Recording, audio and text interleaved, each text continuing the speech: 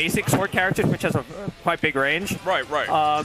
And so in that aspect, there is an advantage. However, not the fastest in mobility. It's going to be hard to get around those blocks. You're going to have to resort to using forward air to destroy them instead, and force Steve to be on his toes in terms of resources.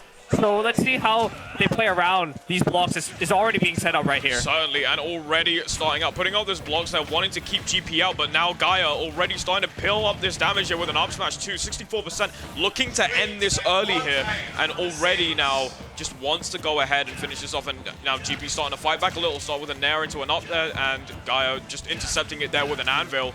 But both these players are swinging right now, and you can see that GP is trying to keep Gaia out here. Not allowing Gaia to get in close, because that's obviously, as you said before, range is the name of the game here.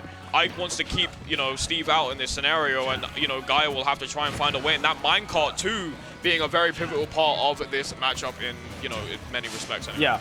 I mean, you can see that GP has been holding the center stage and just waiting for Steve to kind of approach and staying in that zone where Steve has to commit to something. Whether you have to dash in with minecart or just build blocks again, and we can see it's paid off. GP has taken the first stock. It is 117%, so Gaia can easily take the stock. I'm going to see something set up with the block. Tries to go into the minecart, but GP just managing to dodge out at the perfect time. They're not getting hit. Now you can see GP trying to take out these blocks, not giving Gaia any time to get any materials here, Orange. Yeah, I mean, there's a lot of this. I believe it's stone, and GP is just controlling the center stage. There we go.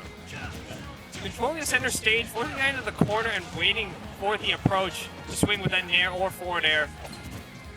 No problem there from Gaia, I suppose, trying to find a way to contest it. GP going up when the upper air tries to hit the other up air there. But, you know, Gaia still surviving. GP at 130 still has some rage as well, so any big attacker could potentially end the stock. But Gaia with a forward smash will take the stock off of GP. Stage. What a powerful tool. And yeah, you can kind of just swing that out sometimes. We saw that there's going to be a lot of damage. Oh, messes up the conversion from the grab, only going to get 30%.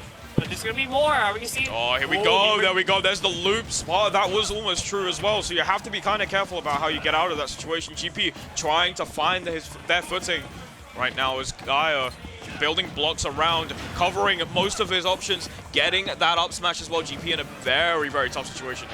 Yeah, I can see that Gaia is opting to go for more horizontal walls as opposed to vertical, because the vertical one I can destroy in a single forward air, or a few forward airs. But since Ike's mobility, especially here, is very good horizontally, those horizontal blocks will be quite difficult to get around. But that horizontal kill with the quick draw, gonna take it, and another lead, small lead for GP. Or can he build more percent?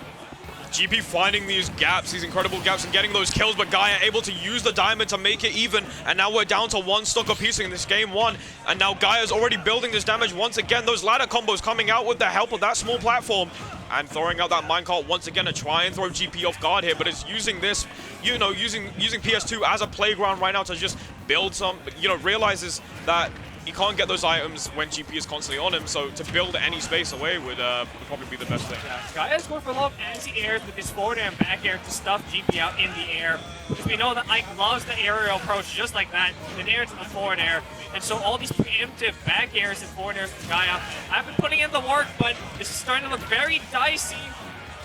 GP's almost evened it back up. GP able to try and find these kills now. Gets not the best TI, but just barely lives. Get back to stage, and Gaia's gaining a bit more resources. He's very low on it, so if GP can get one of there's the anvil! Yeah. I think one thing I did want to say before is that Gaia was waiting to use that anvil quite a bit, but didn't have the material to do so, especially off stage. And you could see it a couple of times that GP was kind of waiting for that opportunity to strike when he didn't have any material, just not at the right time. And at that point, you know, when Gaia manages to get that anvil will catch you off guard. You'll play into that weakness, and eventually you'll get killed. And, you know, Gaia played that really nicely here. Was able to adapt very nicely, but in game 2, we'll see just about how the tide might change if it does. Yeah, I can see that teams have liked to use the anvil to catch dash-ins and roll-ins from certain characters. We've seen it from Aquila and Onin as well. Right. They love that anvil in specific scenarios, just like that. And yeah, if you get hit, you're screwed. It does so much damage, and obviously takes stocks really early as well. You can see once again, GP has the center stage early on, but Gaia's fighting his way out with air-to-airs with these forward airs. There's going to be some good damage. Oh, here we go. There's that forward against the anvil there. Oh, safe the jump. Very smart from GP. Yeah, because that anvil couldn't have smelled doom. Yeah, one thing I want to notice, that I've noticed, sorry, is Gaia is forcing GP to approach. And that's a lot of the things that, Gaia's doing right. Because if you do, you can throw out an anvil or throw out, throw off, GP's recovery. And we did see that earlier on, but obviously GP was able to make that back. And now Gaia, once again, building some blocks for salvation there. And once again, just trying to get these materials out. Throws out the minecart there, but it doesn't seem to go too far here. Manages to go for a second one, grabs it, gets the spike, tries to go for the up smash conversion there, but GP just able to slip out of it.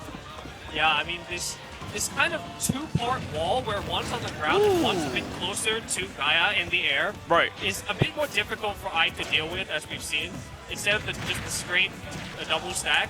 And so it's been quite difficult for GP to find his way through. Gaia's been kind of mixing up the walls, but not enough mix-ups off stage. GP takes it with the forward air. Yeah, and again, that range is still proving to be an issue for the Steve. Yeah, that range is always going to be an issue for Steve, but manages to get Diamond now. We've seen how much damage this thing can do if Gaia is able to get those up tilt combos started. Yeah, doesn't get the punish on the full charge quick draw, but okay, it's a bit low on resources, but gets an opening here. This could be big, especially with the Diamond. 95%. Gaia holding on to these materials now, wants to try and build this up so he can give himself a little bit more cover, but now GP has the opportunity to strike it. The minecart catching GP off guard there with a nice forward smash, and Gaia trying to get this footing and gets that back here. 2-1, and also has a bit of a fresh stock here to work with too. Yeah, the rebounding minecart putting it work here. Oh yeah, trying to go for air to air, but the thing is, even though Ike has the range, Steve has the better frame data, even in the air while Ike is strong, so we've seen that GP has been stuffed out quite a few times in the air. Gets that neutral air though, this could be big. Certainly, absolutely. Gets the up, he misses it. Gaia able to capitalize off it, gets the spike, goes to the anvil once more. GP, just a centimeter off the ledge, isn't able to come back as Gaia takes the set 2-0 over GP and winners scores. I mean, we saw that GP tried to drift away from the stage to avoid the situation that happened earlier. Getting hit by the anvil. RNS. But instead, drifted a bit too far away, and yeah, it's not able to make it back. That's such a rough part of the matchup. Winner's score is best of 3. But yeah, no, honestly, like, really well played there from Gaia. Was able to sort of, just keep GP out, but also keep GP coming in. And that was the whole point of the thing, right? Is that Gaia wants to make sure that you have to engage, and you force them to engage as well. And he was doing a really good job of it because GP would have to, overextend the